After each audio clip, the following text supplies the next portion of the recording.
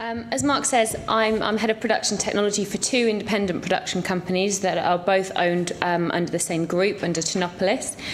And I basically look after all the in-house facilities, cameras, and our in-house post-production. But my specific remit is really to look at new technologies and new ways of doing things with a view to making us do things faster and more cost-efficient.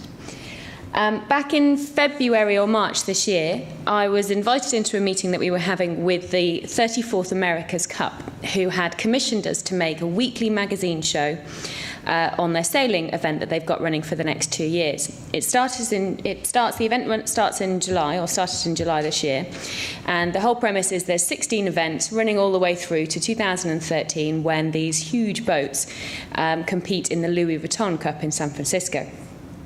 So we were commissioned to make 94 half-hour weekly HD shows. We had to deliver by 7 p.m. every Wednesday, 94 weeks. I think we get Christmas and New Year off, which is very kind of them. The reason that I was brought in was the question was posed to this large room of people of how we were going to deliver it. Now, normally, in this situation, when we do more advertiser-funded programming, which we do quite a bit of, we're working directly for the client, and they're the ones that are going out and selling the show to the various broadcasters. So normally we would dub off a tape, we would then copy that tape however many times we needed to, and we'd get FedEx onto it that night, and we would send it around the world to all the different countries. A lot of our programs are literally sold globally as well. I mean, we're talking Australia, New Zealand, South America, North America, Hong Kong, Singapore, Japan, Korea, all around the world, normally in lots of different formats as well. So some people will request digibeaters, some people HD cams, HD cam SRs, some DV cams, some all sorts of things with all sorts of different audio requirements. That was kind of our old way of doing things, really. What we looked into for this, and what we were subsequently commissioned to make, was a file-based delivery method for our master programs, our finished programs. Off the back of this is it.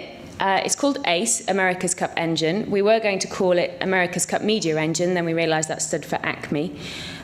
So ACE works a little bit better. But the premise of this is it's a front-end website that our in-house interactive department built for us.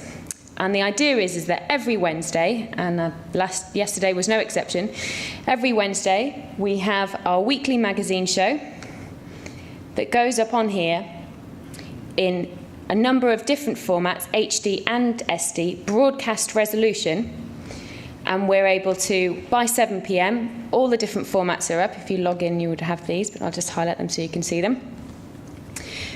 All our broadcasters log in and they know from 7 p.m. on a Wednesday evening that their version of this programme will be available.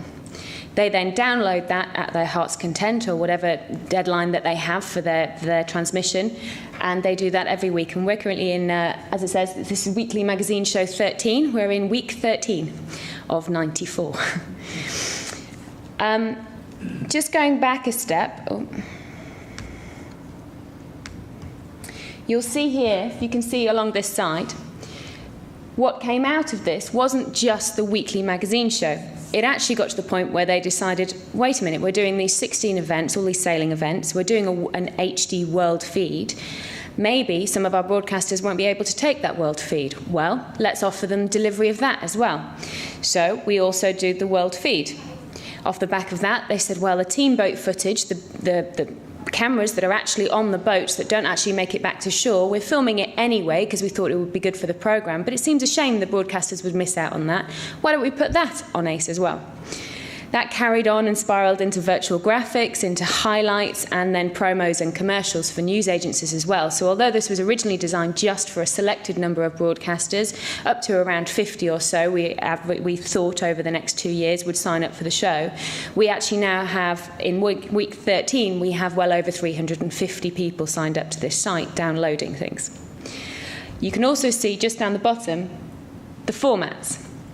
We started off back in March saying, we know we'll do it in HD ProRes 25 frames a second because we're a fully Final Cut facility and it was what we were editing in anyway. We thought we'd make our lives as easy as possible.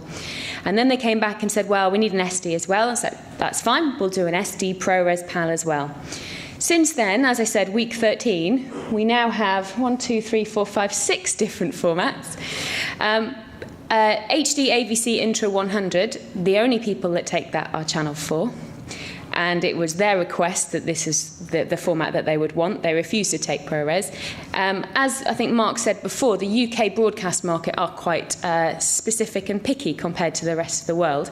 And a few weeks ago, AVC Intro 100 was announced as their standard of file-based delivery going forward. So we kind of thought, well, we'll embrace that change, because actually it's probably going to do as well to make sure that we have that workflow, because in the future, when we start doing file-based delivery to UK broadcasters, we'll at least have everything ready. We then do a 29.97 HD ProRes for the States. We do an H.264 because we have a lot of people who want to download that and put it on YouTube or stream it or internet news sites. And then since we've kind of started, only a couple of weeks ago, did we start doing MP3 audios as well, because we've had news agencies and radio stations sign up and they just want the audio. To give you an idea of our workflow then, as I said, we post in-house. And we pitch a lock at around 3 or 4 o'clock on a Wednesday. We play out our programme. What we wanted to do was to totally get rid of any kind of tape from this process. We didn't want to have to play it out through a legaliser, onto a deck, onto a tape, and then re-ingest that tape digitally and then upload it to the cloud. We wanted to stay file-based all the way through. So we play it out through an HD legaliser onto an Arja Kai Pro or Key Pro. I'm with Sarah, I don't know quite what the right pronunciation is. And that records it in HD ProRes 25 frames a second, or actually whatever flavour you would like of ProRes, HQ or LT as well. We then take that master file. We QC that master file as if it was our HD cam master tape. Once that's QC'd and past QC'd, we actually do still produce a record report for it, like you would if you would put it in a tape and deliver it to a broadcaster. We then transcode that file, and when we first started in our first couple of weeks, we were kind of like, brilliant, great, we've QC'd it, it's all good, we'll transcode it, we'll upload it, everyone's happy.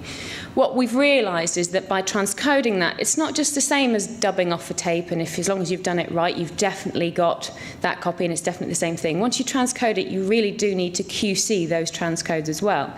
Now, it has created quite a lot of work for us because there are 6 different formats, but I think we're having to get into that kind of best practice, because the transcoding tools, it's not just the same as tape-to-tape transfers. You do have to make sure that you have got all the right audio, the audio hasn't dropped out, the time code's correct. There are a lot more things that can go wrong in that process. So now we produce all our different formats, we transcode them, and we upload them to the cloud. We approach the cloud in a kind of tentative way, and because we're a decent-sized group, we didn't really, at the time, want to be beholden to any kind of company to do it. We really wanted to do it ourselves. So we looked at what clouds there were out there. I learned that you don't buy a cloud, you hire a cloud. And we had basically 2 companies that were really in the running for this, Amazon and Limelight. We looked at the kind of security elements of both of those clouds, and we found that Limelight offered a more scalable security measures. So because we were hoping that this would be something that we would become a staple for all of our programs, we thought, well, we'll start off with a basic security package, but Limelight was able to offer us one step further in the future if we wanted to go into encrypting our files. At the moment, we just protect the URL so no one can steal it, although because our files aren't encrypted, anyone could, in theory, rip this stuff off. However, there is a watermark on all of our previews, so we will hopefully know about it. The America's Cup weren't too concerned anyway, because anything that goes on this is kind of in the public domain and it's all very good publicity for them. In the future, however, I think we probably will go into encryption because we don't want anyone stealing our programs. So we agreed a contract with Limelight, and they basically gave us access to an unlimited cloud, and we pay certainly less than $1. I think we're talking cents per gig, and you pay for uploading, you pay for storage, and you pay for downloading.